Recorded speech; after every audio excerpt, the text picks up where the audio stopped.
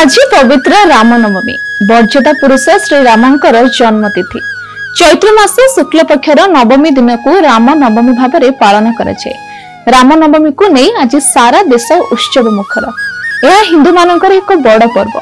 राज्य तथा देशर राम मंदिर, हनुमान मंदिर और धार्मिक पीठर आज श्रद्धालुंकर भीड़ जमी। शास्त्र अनुसार भगवान राम आज दिन में जन्म होते, तेणु आज दिन को राम नवमी भाव में पालन करा जाउछि।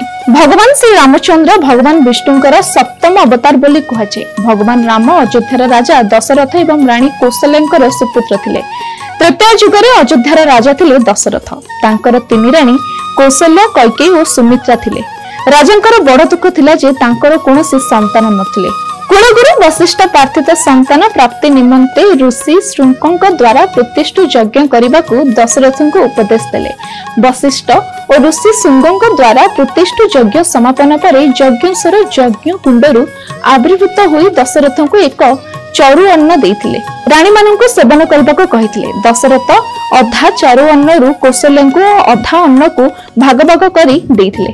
कौशल्य और कैकेयी निज निजर चरु अन्नरु अधा भागरु कनिष्ठ रानी सुमित्रा को सेवन करबा को देइथिले।